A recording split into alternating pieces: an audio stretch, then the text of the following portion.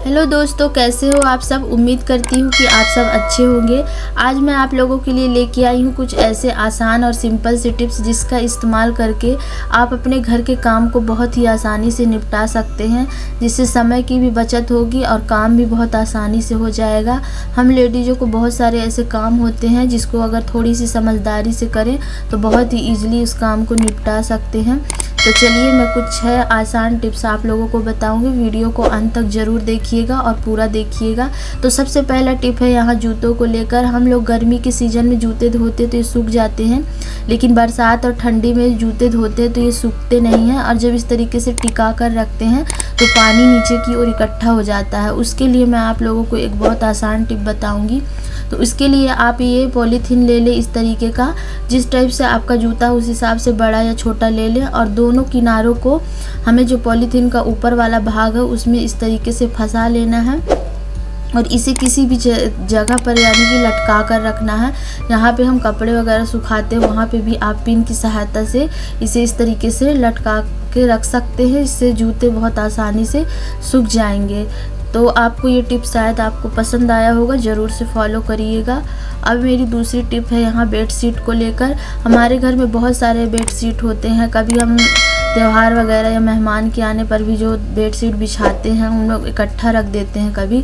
तो क्या होता है, जो पिलो का कवर होता है वो अक्सर गुम जाता है। तो उसके लिए टिप है, यहाँ पे पहले चादर को फोल्ड कर लेते हैं, उसके बाद एक जो कवर है उसको हम चादर के बीच में रखेंगे। पहले इसको फोल्ड कर लेते हैं इस तरीके से, उसके बाद ये बीच में हम एक कवर को रख देते हैं और दूसरे कवर में हम चादर और जो पिलो का कवर है उसे डाल देते हैं। ऐसा करने से आप चाहे जितने भी चादर और कवर रखें कभी भी आपका घूमेगा नहीं और ये सेफ्टी से रखा भी जाएगा और फैला भी नहीं दिखेगा। तो ये देखिए, ये भी बहुत अच्छा टिप्स है, ज़रूर फॉलो करिएगा। अब तीसरी टिप्स है मेरे यहाँ पे चूड़ी को लेकर। हमारे पास बहुत सारी चूड़ियाँ होती हैं जिसको हम लोग एक बार या 2 बार इस्तेमाल करते हैं और रख देते हैं, क्योंकि वो कभी कभार यूज करने वाला होता है। तो हमें क्या करना है, एक रस्सी लेना है इस तरीके से या कोई भी डोरी ले ले और सारी चूड़ियों को इकट्ठे बांध दे। आपके पास और भी चूड़ियाँ हो तो इसी तरीके से बना सकते हैं। मैंने कुछ चूड़ियाँ यहाँ पे ली है। तो ये देखिए, मैं सारे चूड़ियों को इकट्ठा करके इसमें बांध लूँगी।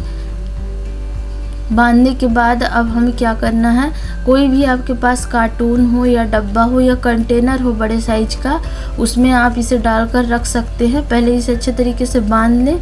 उसके बाद ये मेरे पास एक डब्बा था, कार्टून था, उसमें मैं इसे डाल दे रही हूँ और इसके ऊपर से आप चाहे तो न्यूज़पेपर लगा दें या फिर आप इसके ऊपर कोई भी कपड़ा भी लगा कर रख सकते हैं, ताकि जिसमें धूल मिट्टी वगैरह है वो बिल्कुल भी ना जाए और चूड़ियाँ हमारे ख़राब ना हो। तो ये टिप भी आप लोगों को शायद पसंद आई होगी। अब चौथी टिप है यहाँ पे दवाइयों को लेकर। हमारे घर में अक्सर दवाइयाँ बच जाती है या फिर एक्सपायर हो जाता है, तो आप उसे फेंके नहीं, क्योंकि इसका इस्तेमाल करके हम बहुत सारी चीज़ों में इस्तेमाल ला सकते हैं। अभी मैं आपको एक टिप बता रही हूँ, आगे वीडियो में मैं आपको और भी बहुत सारे टिप्स दवाइयों के बारे में बताने वाली हूँ। तो यहाँ पे मैंने दवाइयाँ ले ली है कुछ, यहाँ पे मैंने 3 टेबलेट लिए हैं। अब इसे किसी चीज़ पर रख कर आप अच्छे तरीके से इसका पाउडर बना ले कूट करके। आप चाहे तो जिससे हम अदरक वगैरह कूटते हैं उसमें भी कर सकते हैं। तो ये देखिए, मैंने इसे अच्छे तरीके से कूट लिया है। इसका पाउडर बनाना है महीन, और इसे हम किसी भी कटोरी में निकाल लेते हैं। तो ये देखिए, आपको शायद दिखाई नहीं दे रहा होगा, ये बहुत बारीक पाउडर बन चुका है। अब हम इसमें ये देखिए, तो अब हम इसमें यूज करेंगे नारियल का तेल। नारियल तेल के बारे में तो आप जानते होंगे, इसका बहुत सारे बेनिफिट है हमारे दाग धब्बों को छुड़ाने में। तो 1 चम्मच या आधा चम्मच हम इसमें लेंगे, जितना क्वांटिटी में आपने वो लिया है दवाइयाँ। तो इसे अच्छे तरीके से मिक्स कर देते हैं। हमें इसे गाढ़ा सा एक पेस्ट बनाना है, बहुत ज़्यादा पतला पेस्ट या गाढ़ा नहीं बनाना, नॉर्मल जिस तरीके से मैं आपको दिखा रही हूँ उसी तरीके का आप पेस्ट बना लीजिए इसका। और जहाँ भी फोड़िया फुंसी या जलन हो रहा वहाँ पे आप इसे लगा लें, बहुत ही जल्दी आपको आराम मिल जाएगा। तो इस टिप्स को भी आप फॉलो करके देखिएगा। थोड़ा देर लगाने के बाद इसे हम धो लेंगे, बहुत ही आराम मिलता है फोड़े फुंसियों में। तो ये भी टिप्स आप लोगों को पसंद आई होगी। अब चलते हैं नेक्स्ट टिप की ओर। तो यहाँ पे मेरा नेक्स्ट टिप्स है ये पर्दों को लेकर। जब हम पर्दे इस तरीके से घर में, हमारे सभी के घर में पर्दे होते हैं, तो ये जो रिंग होता है वॉशिंग मशीन में डाल देते हैं तो ये अक्सर टेढ़ा हो जाता है या फिर निकल जाता है। तो इसी के चलते हम लोग हाथ से धोते हैं। तो आपको क्या करना है, इस तरीके से कोई भी डोरी, रस्सी या कपड़ा ले लीजिए और सारे रिंग में इस तरीके से इसे बांध दीजिए।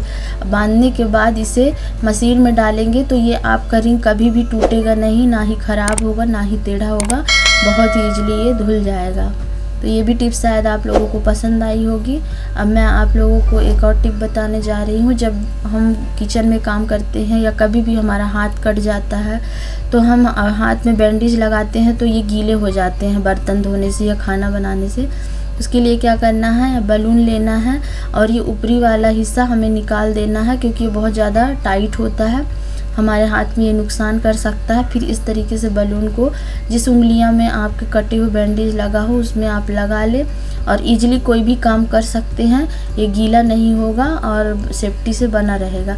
तो फ्रेंड, कैसी लगी आपको मेरी वीडियो कमेंट करके ज़रूर बताइएगा। वीडियो अच्छी लगेगी तो लाइक करिएगा और चैनल पर फर्स्ट बार है तो प्लीज़